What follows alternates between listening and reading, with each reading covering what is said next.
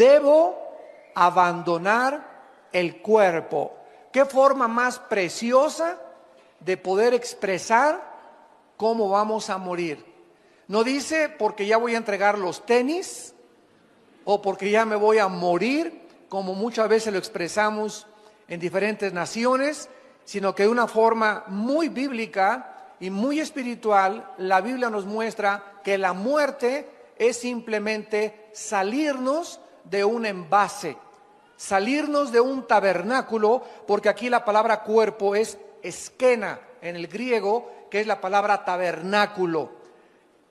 Pedro estaba consciente de dos cosas. En primer lugar, en su primera carta nos habla de los últimos días y que el fin se acerca. Y en su segunda carta se refiere al tiempo que ya le quedaba tan corto de vida. En otras palabras, Pedro nos está diciendo: Dios me ha mostrado que mi vida en este mundo es muy corta. Él sabía que muy pronto el Señor se lo iba a llevar a casa, como a ti también y como a mí también. Y nuestra vida pasó como el vapor, que aparece y desaparece de repente. Sin embargo, antes de que Pedro abandonara su cuerpo, él nos quiere dejar instrucciones acerca de cómo debemos nosotros prepararnos para los últimos tiempos. Antes de que esto sucediera, el Espíritu Santo le da a Pedro palabras para la iglesia, para el tiempo final. Así pues, en la segunda carta leemos las últimas palabras de un pastor que tal vez estaba agonizando o que ya muy pronto iba a abandonar su cuerpo e iba a dejar a sus ovejas a cargo de otros pastores. Pedro sabía claramente que el mundo no va a entender el mensaje de la palabra de Dios, porque las cartas de la Biblia son para los creyentes, no son para aquellas personas que no son cristianas. Es como si yo voy en la calle y me encuentro una carta que dice: Chencho, ya me fui, te fuiste y me dejaste y te mando para el mandado, etcétera, etcétera. Yo digo, en primer lugar, yo no soy Chencho. En segundo lugar, yo no le entiendo esa carta. Y en segundo lugar, alguien la dejó. Esta carta no es para mí. Así es la Biblia. Hay mucha gente que viene a la Biblia y no la entiende porque no es para ti. La Biblia y el mensaje de Dios es para aquellos que han aceptado a Jesucristo como su Señor y Salvador. Porque solo ellos, que somos los que formamos la familia de Dios, somos los que comenzamos a entender las palabras del Espíritu Santo. Pedro sabía que el mundo no lo iba a creer, por eso escribe estas cartas a los creyentes. Esto es un mensaje de advertencia también, porque en su segunda carta, capítulo 2, versículo 1, comienza a prevenirnos de las cosas que vamos a enfrentar. Hubo también falsos profetas, escribe Pedro, entre el pueblo, como habrá entre ustedes falsos maestros, que introducirán encubiertamente herejías destructoras. Pedro nos advierte: no se espanten, no se alarmen de la cantidad de falsos predicadores, de falsos maestros, de falsas profecías que dicen que hablan en el nombre del Señor y que ustedes las van a escuchar. Porque así sucedió en el Antiguo Testamento. Y aún negarán, dice, al Señor que los rescató, atrayendo sobre sí mismos destrucción repentina. Y muchos seguirán sus disoluciones, por causa de los cuales el camino de la verdad será blasfemado. O sea, va a haber también muchas conductas, falta de integridad, falta de honestidad, por las cuales muchos cristianos, por la forma como viven sus familias, se van a burlar del cristianismo. Y dice el versículo 3, y por avaricia van a hacer mercadería de ustedes con palabras fingidas. Sobre los tales, ya de largo tiempo la condenación no se tarda y su perdición no se duerme. Dice Pedro que habrá falsos maestros, falsos profetas, que habrá personas que vayan a escandalizar a la gente y que además va a convertir el evangelio en un mercado. En otras palabras, van a comenzar a cobrar por escuchar el evangelio. Los predicadores van a comenzar a cobrar los músicos van a comenzar a cobrar, y como yo he viajado ahorita casi por todo Estados Unidos diciéndoles a los líderes, si ustedes tienen a una banda de músicos o a un predicador que les fija un precio, no lo vuelvan jamás a invitar, porque son mercenarios del Evangelio de Jesucristo. No podemos nosotros más que presentar gratuitamente el Evangelio de la gracia de Dios. Pero ahora ya vemos en la televisión que te mandan sobres. Hace poco hay un predicador la semana pasada, no lo van a creer, pero esto fue lo que dijo. Tenemos un déficit de $3 millones en nuestra organización. Necesito que ahorita saquen un sobre y le pongan atrás del sobre, pongan su ofrenda y pónganle atrás del sobre deuda cancelada. Porque en el momento en que ustedes me entreguen su sobre, otra persona y yo vamos a orar por este sobre para que todas tus deudas sean canceladas. Y además vamos a orar para que Dios te abra los tesoros escondidos.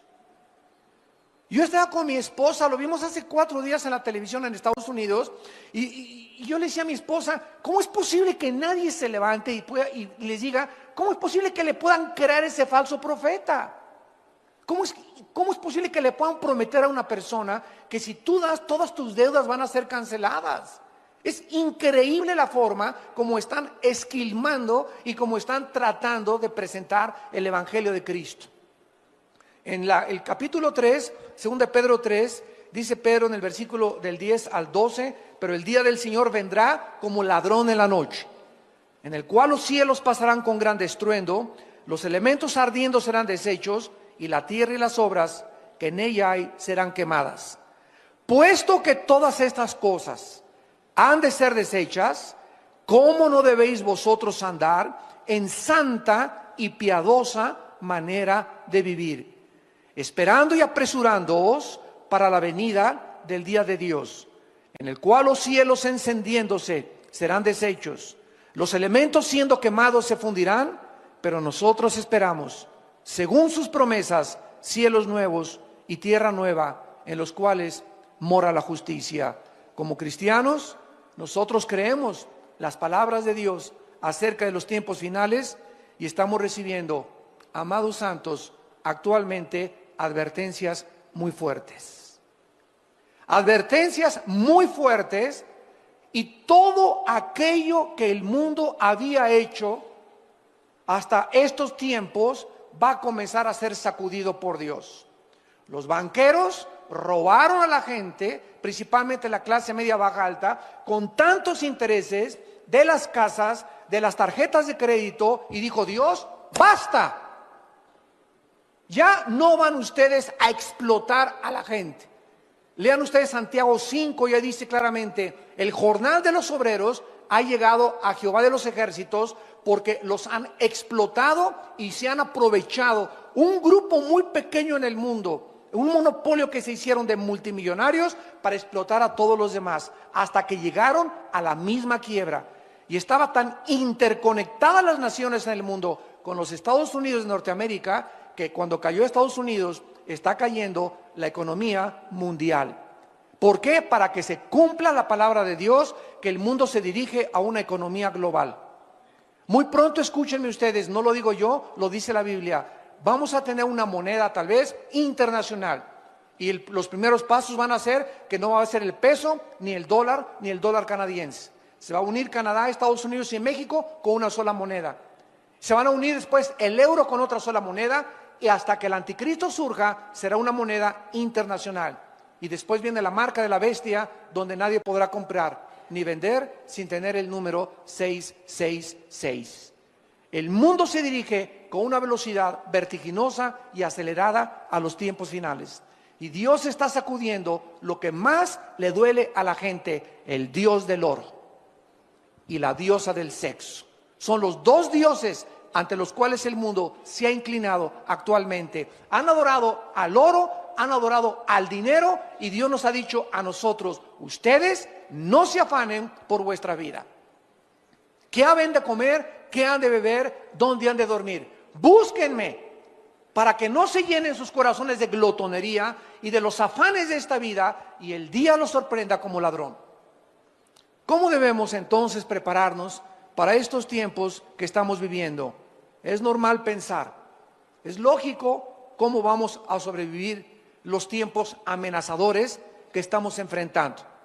Cuando las tormentas comiencen a azotar más fuerte y comience a llegar a tu vida, toda esperanza comience a escaparse de recuperación, como los que perdieron sus casas en Galveston, Texas, en Nueva Orleans, los que están sufriendo el incendio de sus casas en California, los tsunamis, los huracanes. Cuando llegue una devastación a tu vida, donde pierdas el trabajo y pierdas las cosas que tú crees que para ti eran lo más importante, entonces, ¿qué es lo que vas a hacer acerca de tu vida y de tu familia?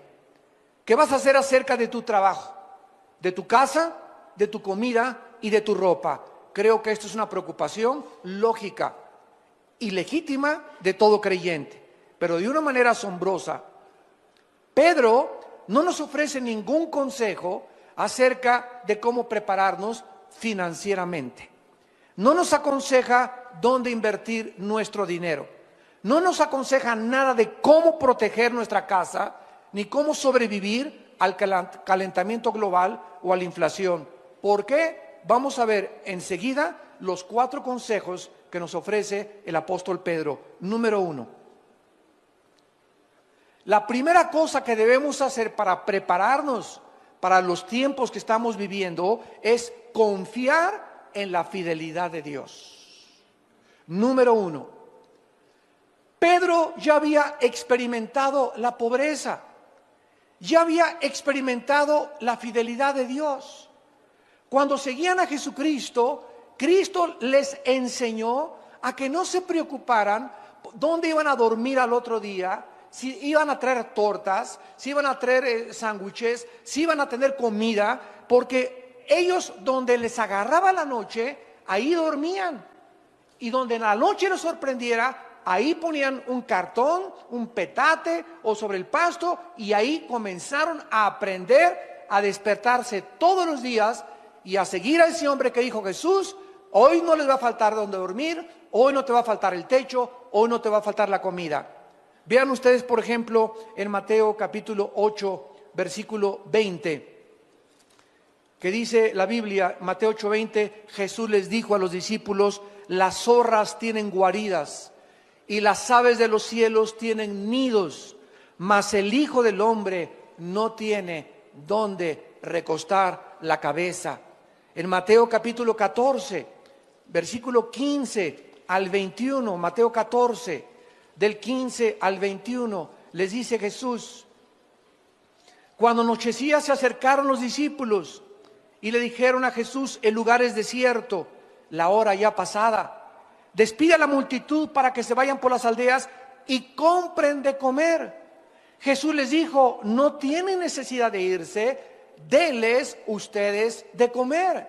Aquí se enfrentan con una situación donde había cerca de 5,000 personas. Y ya no tenían leche para los niños, ya no había comida en la noche, y los discípulos comenzaron a afanarse y a preocuparse. No tengo para mañana, no tengo para hoy en la noche para comer. Y Cristo les dice: denles ustedes. Y en ese momento se voltean los discípulos, ¿verdad? Y le han de haber dicho: Señor, no trajimos sándwiches. No hay ni un McDonald's abierto a estas horas. No hay nada absolutamente que podamos recurrir. Ellos dijeron: no hay más que 5 peces y 5 panes y 2 peces. Y Cristo dijo: lo poco que tú tienes, escucha este principio, lo poco que tengamos con la bendición de Dios se multiplica. Lo poco que tengamos, si tenemos la bendición de Dios, se nos va a multiplicar. Tráiganme lo poquito que tengan, dijo Jesucristo, y entonces mandó a la gente recostarse sobre la hierba, y tomando los 5 panes y los 2 peces, levantando los ojos al cielo, los bendijo y partió. Y dio los panes a los discípulos y los discípulos a la multitud. Esta es la razón por la cual antes de cada alimento, antes de desayunar, antes de comer y antes de cenar, bendice los alimentos en el nombre de Jesús y denle gracias a Dios de los frijolitos refritos, de los totopitos que tienes y tal vez de el vaso de leche que tienes, porque si tú reconoces en lo poco, Padre, gracias porque pudimos desayunar por lo menos esta mañana, pudimos cenar mis hijos, no tenemos muchas cosas, pero tuvimos para comer. Cuando Dios ve ese corazón agradecido, que lo alabamos y lo bendecimos por lo poco que tenemos, entonces Dios bendice y nos multiplica lo que no tenemos. Pero si nosotros ya comemos como si nos lo mereciéramos, en el nombre de Jesús te pido tus alimentos, guárdalos en el hueco de tu mano, dales a los que no lo tienen, amén. Cómprate una cotorra de África, o un perico, o una grabadora, y comienza a hacer que ese perico, esa grabadora, ore en lugar de ti, porque muchas oraciones de muchos de ustedes caen en la mecánica, comienzan a ser autómatas de Dios, robots de Dios. Ya la oración que dan no es del corazón, ya nomás sacas tu estampita y te echas la presinada también. Tenemos que sentir en el corazón, Padre, gracias por este pollo, gracias por este tibón, gracias por estos cornflakes, gracias por lo que nos das. No perdamos el sentimiento de la gratitud. Es horrible comenzar a vivir creyendo que lo que tenemos no lo merecemos. Gracias por este día, Padre. Gracias porque llegué al aeropuerto, Padre. Gracias porque me guardaste. Gracias por este día, Señor. Nos acostamos con el corazón lleno de gratitud. Y eso es lo que Dios está pidiéndonos. Que no nos olvidemos de que tenemos la vida, estamos respirando y tenemos que comer. En Mateo 17, versículo 24, llegaron a Capernaum. Y vinieron Pedro y los que cobraban las 2 dracmas, Mateo 17, 24. Y le dijeron, vuestro maestro no paga impuestos, o sea, no paga las 2 dracmas. Él dijo, sí. Y al entrar en la casa, Jesús le habló primero diciendo, ¿qué te parece, Simón? Los reyes de la tierra, ¿de quiénes cobran los tributos o los impuestos? ¿De sus hijos o de los extraños? Pedro le respondió, de los extraños. Jesús le dijo, luego los hijos están exentos. Sin embargo, para no ofenderles, ve al mar, echa el anzuelo y el primer pez que saques, tómalo. Y al abrirle la boca, hallarás un estatero, que es una moneda que correspondía a 4 dracmas. Un estatero, tómalo y dáselo por mí y por ti. Cuando ellos necesitaban comer, Dios lo multiplicaba. Dormían en cualquier lugar. Y cuando necesitaban dinero hasta para pagar los impuestos, de una forma sobrenatural, Cristo les proveía lo que no tenían. ¿Se imaginan ustedes el control de Jesús, que hizo los cielos, la tierra, los peces, los animales, los moscos, los insectos, las estrellas, los planetas? Y cuando viene a esta tierra nos muestra que Él era el que tenía el control del universo, al decirle a Pedro, hay un pez que te va a obedecer. Y el que va a morder el anzuelo trae dentro un dracma que alguien tiró y se lo comió. Cristo sabía aún lo que los peces comían. ¿Y cuál era el pez de los miles que había en el mar de Galilea? Que tenía una moneda en su estómago, en su pancita, para que con esa pagara los impuestos. ¿Tú crees que a ti no te dará Dios lo que tú necesitas si tú se lo pides? Si un hijo le pide a su padre un pan, ¿le daremos una serpiente a nuestro hijo? ¿Cuánto más nosotros, cuando tenemos una necesidad, debemos nosotros de seguir confiando en Dios? Los apóstoles aprendieron a vivir sin dinero y con dinero. Los apóstoles comenzaron a experimentar que Dios es poderoso para nunca dejarnos ni abandonarnos. Sabían lo que significaba dormir bajo las estrellas, sin cama ni almohadas. Siguieron a Jesús sin tener un empleo fijo ni promesas de dinero alguno. Solo eran dueños de la ropa que traían y de las sandalias que traían puestas. Y tú tienes 3 pares de tenis, tienes 2 pares de jeans, tienes 3 camisas, ya vas de gane. Tienes un techo, no estás a la intemperie durmiendo. Tienes un jacalito donde duermes arriba de un petate.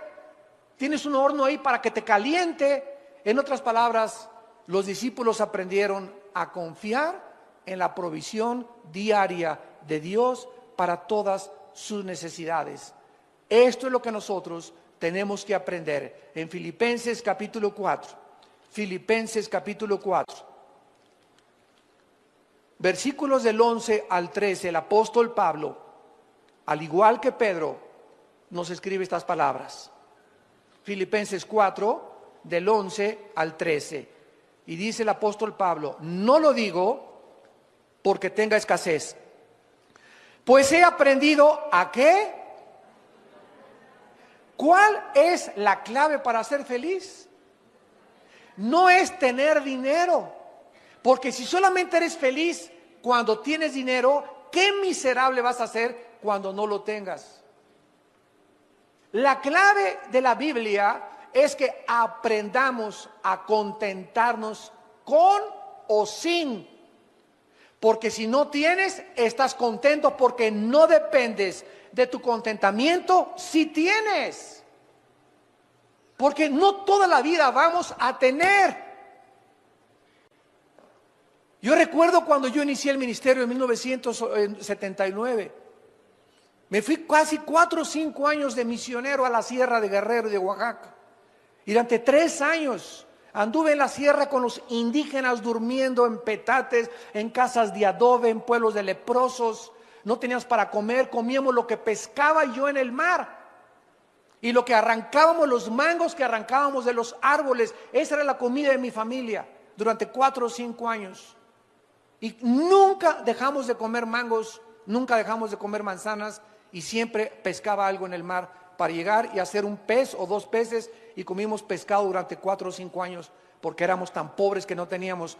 Mi primer coche lo compré hasta 1987, una combi que un hermano me regaló en México. Y andaba en México en las camionetas y en las peceras para acá y para allá, en la lluvia, dando estudios con las iglesias, etcétera, etcétera. No todo lo tenemos hasta ahorita. Pero han pasado 30 años del ministerio y me he dado cuenta que nos usó a nosotros, a Dios, para abrir el camino y para enseñarnos precisamente a que nada nos debe detener. Dios me enseñó y aprendí a contentarme cualquiera que sea mi situación. Si ahora soy pobre, ya no le voy a tener miedo a la pobreza, porque ya sé lo que es ser pobre. Ya aprendí que cuando estaba con Él era contento, y me acuerdo que llegaba a la casa y cantábamos himnos y con una vela hasta las 3 de la mañana estudiaba teología, porque ni luz teníamos en la cabañita que vivíamos en Acapulco, en una montaña.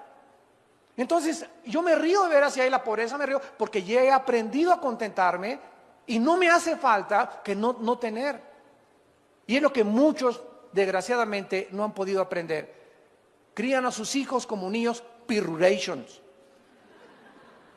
Y les dan reloj ya a los 12 años y a los 15 años su coche, etcétera, etcétera. Y estamos creando una generación de chavos perruris que no saben lo que es sufrir y no saben lo que es ganarse el pan con el sudor de su frente.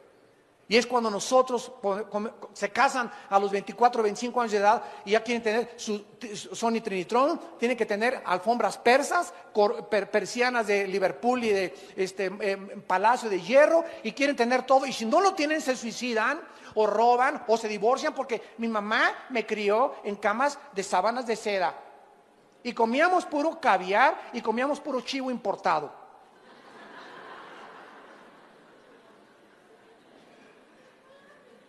No lo digo porque tenga escasez, dice Pablo, he aprendido a contentarme cualquiera que sea mi situación. Y por eso muchos de ustedes han perdido el trabajo o han perdido lo que tienen, porque Dios les quiere enseñar.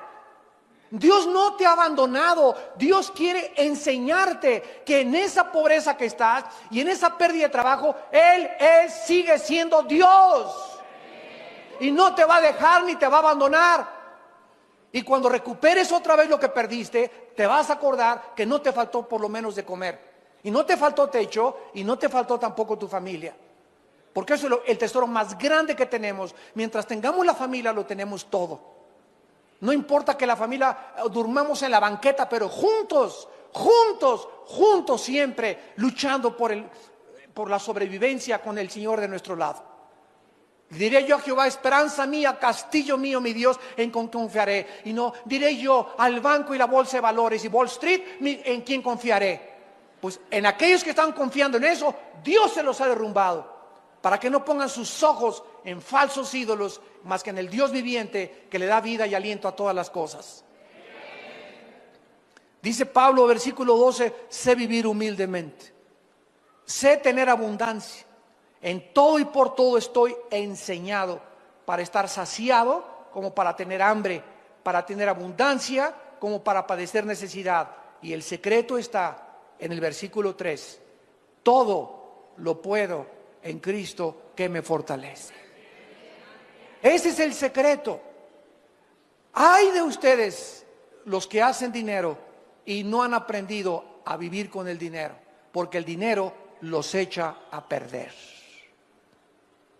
Hay de ustedes de los que la noche a la mañana se enriquecen y no saben qué hacer con el dinero. Y en lugar de entender el propósito por el cual Dios nos da el dinero, comienzan a hacer dinero y se olvidan de Dios y comienzan a tener más gastos y más lujos, y el club y la familia Pompidou y la familia Richelieu, etcétera, etcétera, y comienzas a alejarte de Dios y alejarte del discipulado. Ni diplomados tomas. ¿Por qué? Porque comienzas por los afanes de la vida, porque no habías aprendido a vivir con dinero. Tenemos que aprender a vivir sin dinero, pero también cuando tengamos dinero tenemos que aprender cómo administrar ese dinero. Porque si ese dinero que tienes tú ahorita, tú no sabes con qué propósito Dios te lo dio y crees que es para ti, entonces algún día te comenzará a faltar y te dirá Dios: acuérdate que yo deshago como polilla lo más apreciado del ser humano. En segundo lugar, el segundo consejo que se nos da es no preocuparnos por las cosas materiales. ¿Saben lo que significa la palabra preocuparse? Pre es antes, ocuparse es poner atención. Una persona preocupona es una persona que está antes de que suceda algo, ocupándose o concentrando su atención en algo que no ha sucedido. ¿Y mañana qué como? ¿Y qué no se pasó mañana? Hoy, pero si todavía no llega mañana. Todavía ni siquiera. Estamos apenas a las 10 de la mañana, a las 11 de la mañana, y ya estás preocupada por tu lavadora y por tu trabajo. Ahorita disfruta tu pollito y gloria a Dios, tú vienes a la iglesia. A lo mejor ahorita viene por nosotros el Señor a la 1. La pregunta más importante que Dios nos haría en estos tiempos es la siguiente: ¿qué hay en tu corazón en estos últimos tiempos? ¿Preocupación por el dinero? ¿Por tus inversiones? ¿Por la caída de la bolsa de valores? ¿Por tu salud? ¿Por tu futuro? ¿Por tu familia? ¿Qué está en este momento, en estos tiempos, llenando tu corazón? ¿Qué es lo que más te preocupa en estos tiempos? ¿En qué te estás convirtiendo, dice Dios en esta tarde? Y a ustedes que nos ven por la televisión, ¿en qué te estás convirtiendo mientras más rápido nos acercamos a los tiempos finales? ¿En una persona avariciosa, ambiciosa, preocupada por el dinero? ¿Una persona llena de ansiedad y de estrés y de cosas que aún no suceden? ¿En qué te estás convirtiendo? Analiza tu corazón a la luz de los tiempos que estamos viviendo. El rey Salomón escribió en Proverbios capítulo 18, versículo 11. Proverbios 18, 11. Las riquezas del rico son su ciudad fortificada y como un muro alto en su imaginación. O sea, los ricos piensan así, dice Dios. Y esto lo escribió el hombre más sabio que ha existido en la historia después de Cristo, el rey Salomón. Los ricos así piensan: mientras yo tenga 1 millón o 2 millones de dólares, mientras yo tenga 1 o 2 propiedades, mientras sea dueño de una casa, mientras tenga mis inversiones, estoy tranquilo. Y dice Dios: es la obra de tu imaginación nada más. Porque de la noche a la mañana cualquier persona como lo estamos viendo en nuestros tiempos, se quedan en la bancarrota. Ahorita hay más de 600 suicidios en Estados Unidos, hasta la semana pasada que yo me vine, de ricos que se están quitando la vida por la caída de la bolsa de valores. Y de personas que habían invertido todo o la mitad de su capital en la bolsa de valores y no tienen absolutamente 1% de probabilidades de recuperación o de repunte. Por la deuda de los más de 3 trillones de dólares que tiene el gobierno federal americano. Se quitan la vida. ¿Por qué? Porque aprendieron a vivir confiados mientras tenían, y cuando no tenían, no tienen propósito ni razón para seguir viviendo. En Proverbios capítulo 23, el rey Salomón continúa dándonos consejos y dice el versículo 4 y 5. Proverbios 23, del 4 al 5. No te afanes por hacerte rico. Sé prudente y desiste. ¿Has de poner tus ojos en las riquezas siendo ningunas? Porque se harán como alas de águila y volarán al cielo en septiembre del 2008. Ese es primera de Armando 2.1. Esto fue escrito hace 3000 años y ante nuestros ojos estamos viendo de qué manera Dios está quitando y derrumbando el becerro de oro.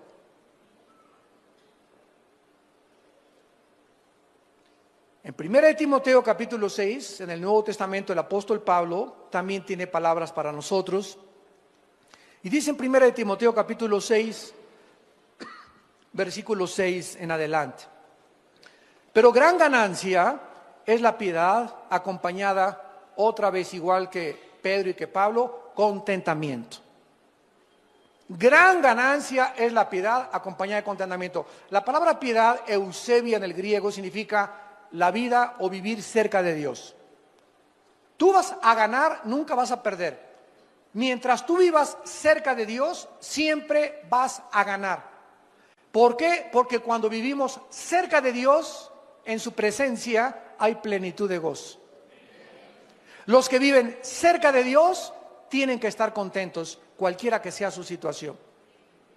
Porque viven alabando a Dios, dándole gracias a Dios de que por lo menos tienen que comer.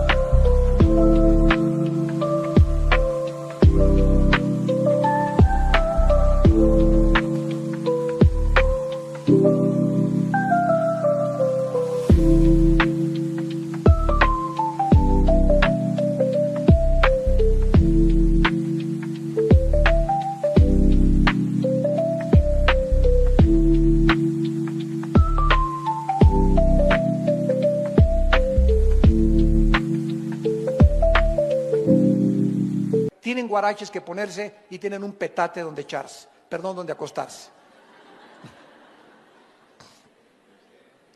Porque nada hemos traído a este mundo y sin duda nada podremos sacar. Imagínate cualquier persona rica que nos escuche en este momento, que has guardado y échale y abonos y el dinero y hasta abajo el colchón y de repente hoy te mueres un accidente, una embolia, un ataque al corazón y tú tenías dos propiedades y cuando te entierran en el ataúd ni el anillo que traes de casado te llevas.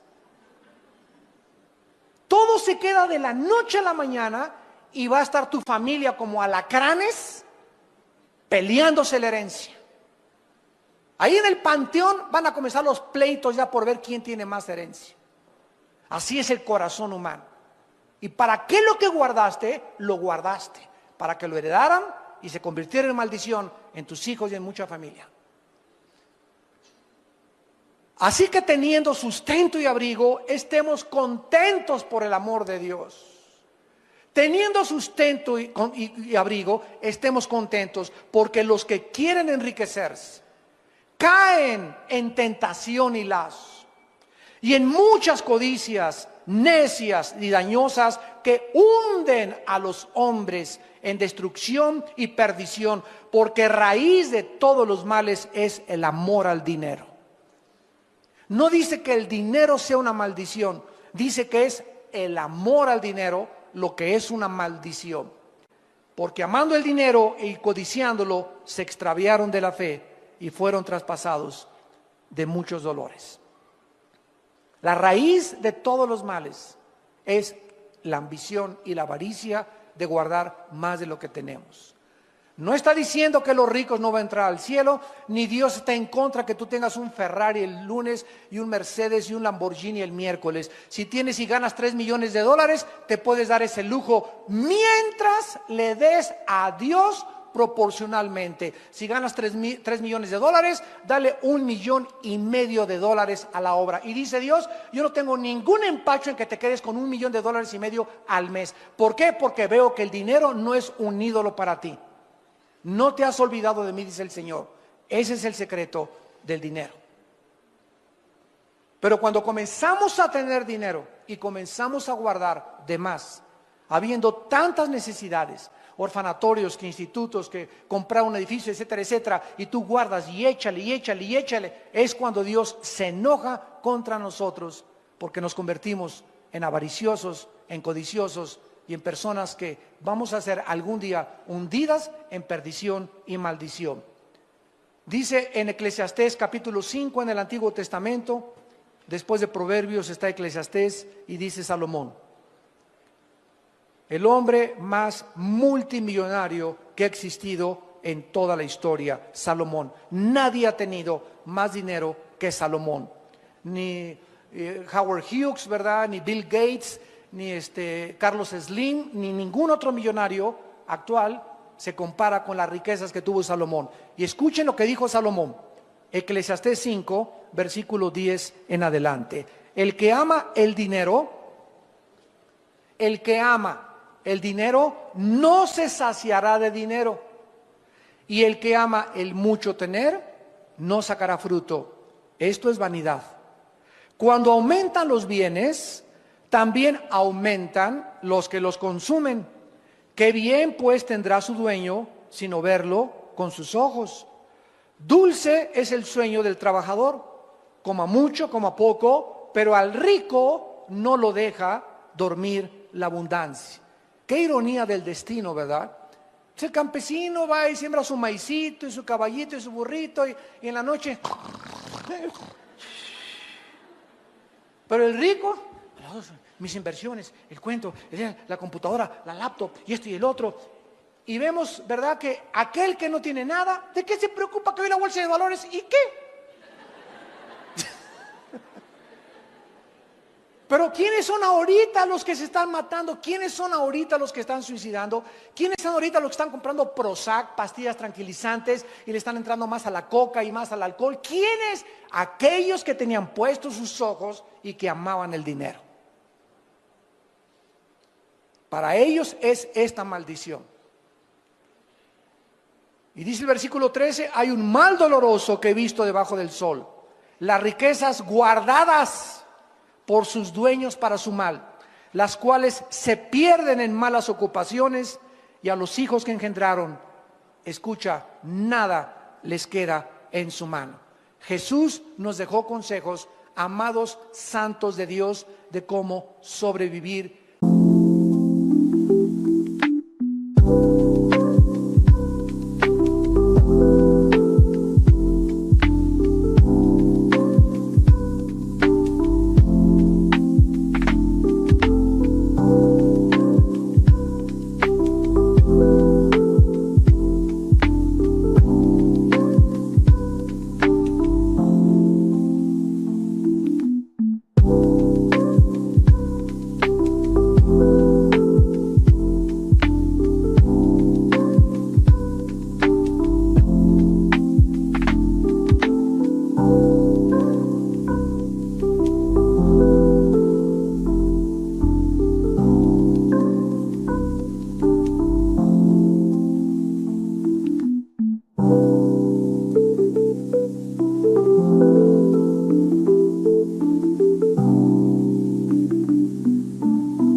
cuando la economía se derrumbara. No nos dejó consejos de cómo invertir ni qué guardar, sino que al contrario nos dio instrucciones el Señor Jesucristo muy claras en Mateo capítulo 6. Y dice Mateo 6, el Señor Jesucristo, versículo 25, cuando ya hace 2000 años los apóstoles comenzaron: oye, ¿y si pierdo mi trabajo? Oye, ¿y si ya no tengo para mañana qué comer? ¿Y si el Señor Jesucristo nos deja? ¿Y si hoy en la noche no hay ningún Holiday Inn donde hospedarnos? ¿Y si no hay un restaurante abierto? Y comenzaron a usar una palabra que se llama afán. Afán, que es la palabra griega merima. Por tanto les digo, versículo 25, no os afanéis. ¿Qué significa afanar? Significa estar ansioso, preocupado, pensar continuamente o enfocado continuamente en el dinero o en lo de mañana, intranquilo, sin tener paz. Eso es lo que hace el amor al dinero. No os afanéis por vuestra vida. ¿Qué han de comer? ¿Qué han de beber? Ni por su cuerpo, ¿qué han de vestir? ¿No es la vida más que el alimento y el cuerpo más que el vestido? Pregúntate en esta tarde: ¿estoy vivo? Ahora, si estás vivo y yo estoy vivo, ¿a quién le debemos el aliento y la respiración? A Dios. O sea, Dios está consciente que estás vivo. Y si Dios está consciente que estás vivo, entonces, ¿no crees que también está consciente del zarape que traes? ¿De los guaraches que traes? ¿De la casa donde vives? ¿De si tienes o no tienes para comer? Entonces, si Dios nos sigue dando la vida y amanecimos hoy, ¿por qué nos preocupamos en las cosas secundarias cuando lo más importante es vivir? Este es el mensaje de Cristo a nuestra conciencia. Miren las aves de los cielos, versículo 20, que no siembran, ni ciegan, ni recojan en graneros. Salte mañana en la mañana, dice Cristo, y asómate a ver los pajaritos. Ninguno de ellos tiene cuenta en Bancomer. Nunca encontrarás a los pajaritos haciendo un hoyo. Vamos por las lombricitas y vamos a guardar lombricitas aquí, a amontonar 5 o 6 lombricitas en la noche, y me voy a mi nido con mi pajarito, con mi esposita, con mis pajaritos, y ahí tenemos lombricitas por si mañana amanece y no tenemos lombricitas para mañana. Dios puso un programa en los pajaritos para que fueran una lección a nosotros y para que los observáramos. Si Dios les puso ese programa donde ellos no deben de amontonar ni guardar para mañana, ¿por qué entonces lo hacemos nosotros? ¿Por qué desconfiamos del poder y la misericordia de Dios? Y vuestro Padre Celestial alimenta a las aves, ¿no valen ustedes más que ellas? Un pajarito, ¿cuánto cuesta? 3 pesos. Hasta peso te los venden en el mercado a veces. ¿Y cuánto vales tú? Que Jesucristo, su Hijo, dio su vida en una cruz por nuestros pecados. ¿Y te estás preocupando por mañana?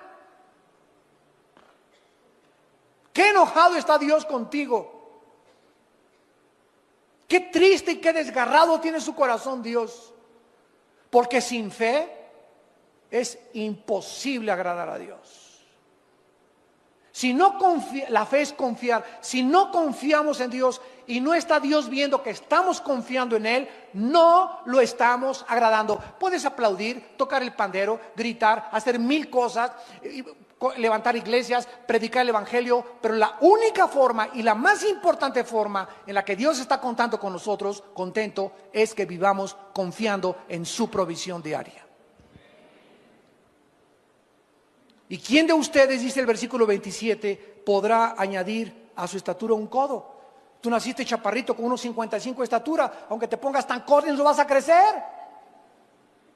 Eso es forma genéticamente ya parte del cuerpo humano. Por más que le hagas así, y le hagas así, y le hagas así, no vas a crecer. Y así, si tú dices, voy a tener 2 empleos ahora para tener más dinero, y mi esposa la voy a meter a trabajar para que entre los dos gastemos el sustento cuando tienen niños chiquitos. Dios quiere que tu esposa se quede en su casa y los niños nada de guardería, que los cuide tu esposa, y si tú confías en él, aunque tú te afanes, no vas a progresar más, porque aunque tú te afanes y ella se afane y les entre más.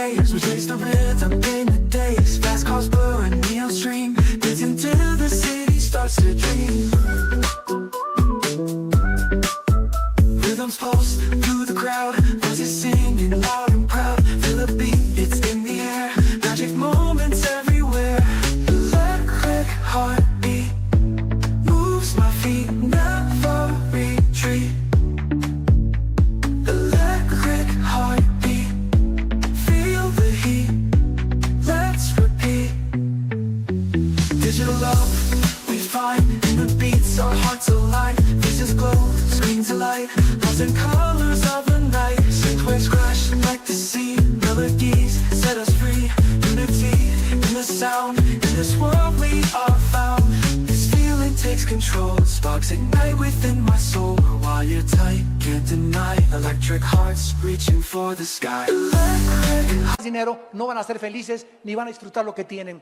Si nosotros disfrutamos la vida, es con la bendición de Dios. La esposa que tiene hijos pequeños debe vivir en su casa y debe estar contenta en su casa de ser su ministerio, mientras el hombre va a buscar el pan y traer el sustento a su casa. Y Dios va a prosperar tu trabajo y te va a dar otras oportunidades de trabajo y te va a aumentar el sueldo de tu trabajo y te va a dar más bendiciones cuando Él vea que confías en Él. El mucho afán no va a ser que hagas más dinero ni que vivas más feliz. Busca a Dios y su reino y su justicia sobre todas las cosas. Y todas las demás cosas te serán añadidas.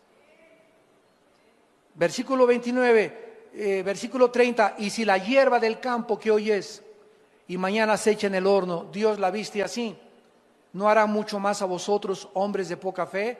Si vemos el colorido de una flor, el colorido de una mariposa, el colorido de los campos y de las puestas de sol, ningún pintor, ni Leonardo da Vinci, ni Miguel Ángel, ni nadie ha podido imitar los colores tan preciosos que tienen las plantas y las flores. ¿Y tú te preocupas por tu vestido de china poblana? No os afanéis, pues, no estés intranquilo, no pierdas la paz, mantén la serenidad, guarda la tranquilidad en tu corazón. El Señor es mi guiador, Él es mi pastor, nada me faltará. En lugares delicados pastos me hará descansar. Confía en mí, dice el Señor. Este es el tiempo más precioso que la iglesia tiene para demostrar quiénes son los cristianos. ¿Quiénes son ahorita verdaderamente los cristianos? Ya se acabó el cristianito el domingo nada más. Ahora vas a demostrar en los tiempos que estamos viviendo si realmente crees y confías en Dios. Los gentiles, dice Cristo, el versículo 32, o sea, las gentes que no tienen a Cristo buscan todas estas cosas. Ve a tu cuñado, a tu tío, a tu primo, a tus hermanos, ve a tus familiares que no sean cristianos.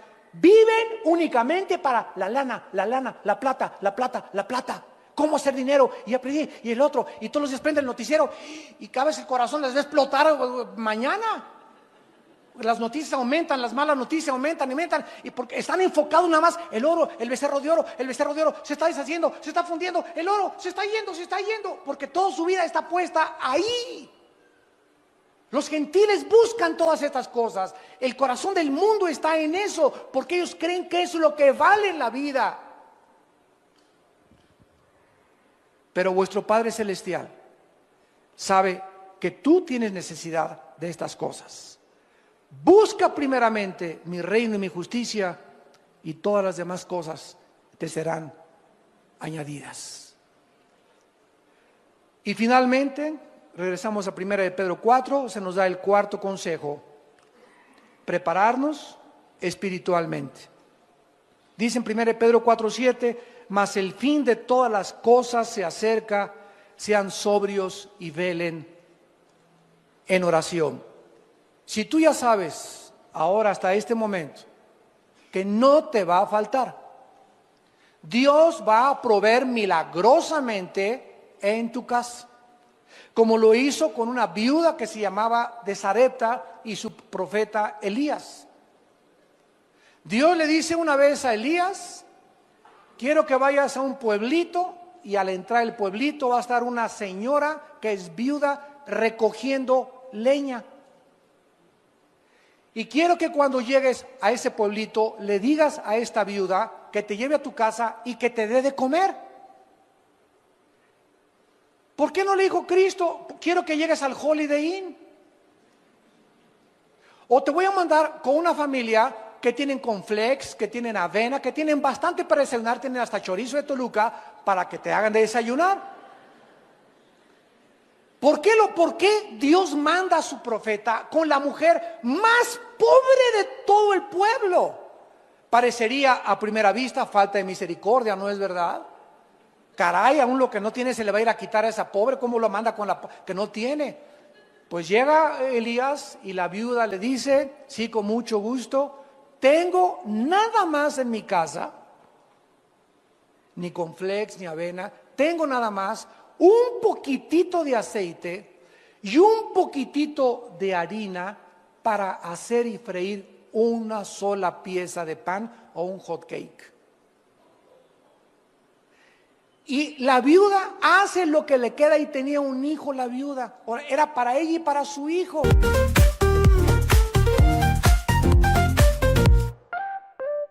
Woke up in the sunshine light, colors so bright, feeling right. Hop in my shoes, run into the day, sparkles in the air, come play. Laughing and dancing around we go, hearts are like fireflies aglow. Singing our song under the blue sky, holding hands high, you and I. This is my happy dream, like a sweet melody. We're flying so free. This is my happy dream, forever you and me, singing in harmony. Smiles all around everywhere we see. Jump in the puddles, joy is our key. Rainbow above, colors so bright. We shine in the day and into the night. Friends by my side, can't stop this fun. Sharing our secrets till the day is done. Sunsets and starry nights we chase. Living our lives in this bright place. In this wonder world we made. Every moment never fades. Holding tight to what we share. In our dreams without a This is my happy dream, like a sweet. ¿Y qué pudo haber dicho ella? Oye, no tenemos ni para nosotros. ¿Quieres que te dé? Ah, pero ahí se encontraba el secreto del poder de Dios para nosotros en nuestra vida también. Entonces la viuda no repeló, porque era una viuda que conocía a Jehová. ¿Y saben lo que hace la viuda? Cocina ese hot cake o ese pan y lo parte a la mitad y le da la mitad al profeta de Dios, y la otra mitad se la reparte entre ella y su hijo. Y cuando Dios ve y Elías ve que ella hace eso de compartir aún lo que no tenía, entonces el profeta, guiado por el Espíritu de Dios, le dice a la viuda: nunca de aquí en adelante te faltará el aceite y la harina en tu casa. Cuando Dios ve que en lo que no tenemos somos fieles, nos dará lo mucho. Porque hay mucha gente ahorita, pobres avariciosos, así como hay ricos avaros, hay pobres avariciosos. Ay, hermano, ¿cómo quiere usted que diezme si no me alcanza? Precisamente porque los 5 pesos que gana por lavar cada pieza de ropa, señora, como una lavandera hace muchos años que enfrenté en la iglesia, que llegó a la iglesia y me dijeron unos hermanos: hoy anda una señora pidiendo dinero en la iglesia. Y me acerqué y le pregunté a la señora: oiga, señora, ¿por qué está pidiendo dinero aquí en la iglesia? Me dice que soy lavandera. Y le digo: ¿cuánto cobra por cada pieza de ropa? Esto fue como en el 84, 85. Y me dice: pues cobro 5 pesos. Y le dije: ¿y de esos 5 pesos le da usted 50 centavos de diezmo al Señor? Y me contestó: ay, hermano pastor, ¿cómo quiere que comparte 50 centavos si apenas con los 5 pesos me alcanza? Y le dije: ¿sabe una cosa? Como Don Teofilito ni le seguirá alcanzando, le dije. Oiga, pero ¿cómo quiere que diezme? Es que hasta los pobres siguen siendo pobres mientras más avaros sean. Pero si usted, aunque lo poquito que tiene, como la viuda, y le da al Señor y es fiel, aunque me vaya en camión, Señor, pero aquí está lo que te corresponde a ti, nunca te faltará, porque Dios le da la cosecha al que siembra. Lo que sembramos, recogemos. ¿Cuántos de ustedes están en la pobreza? ¿Cuántos de ustedes no tienen o no les alcanza porque son avaros? Y jamás le dan ni el diezmo al Señor, le dan limosna. Y ahorita es el tiempo de aprovechar de sembrar en el reino de Dios. Por eso vives como vives, porque ¿cómo puedes esperar una cosecha cuando no has sembrado absolutamente ni un centavo en el reino de Dios?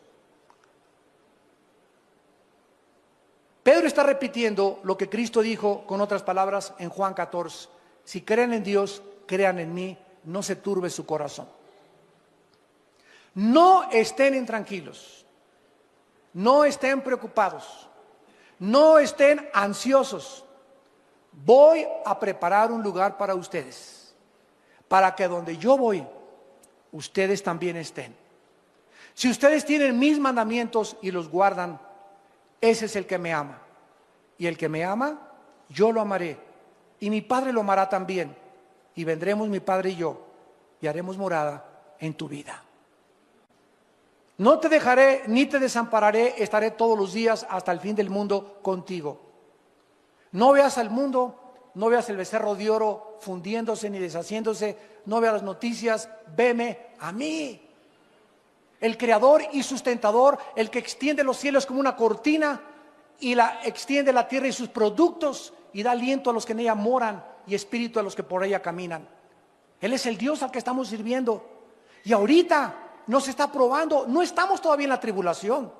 Imagínense cuando entre la tribulación, si ahorita los que dicen que son cristianos no están soportando esta prueba, ¿cuánto más de las cosas que sobrevendrán sobre este planeta?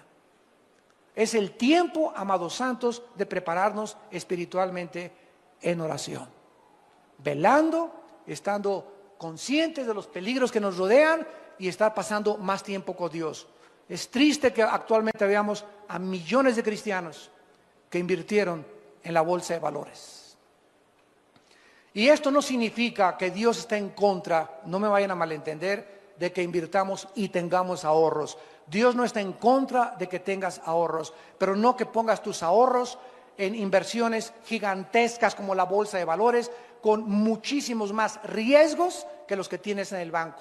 Ahorita en Estados Unidos los que tienen una cuenta menores de $100,000, el banco les promete devolverle los $100,000. Si tienen más no se los promete. Así que están sacando todo el dinero que pueden de los bancos ahorita, ¿verdad? Entonces no está Dios en contra que tengas que tus 25,000, que tus 50, que tus 100,000 pesos ahorrados, o que ahorres 5 millones de pesos, mientras, escúchame, en la misma proporción le des al reino de Dios.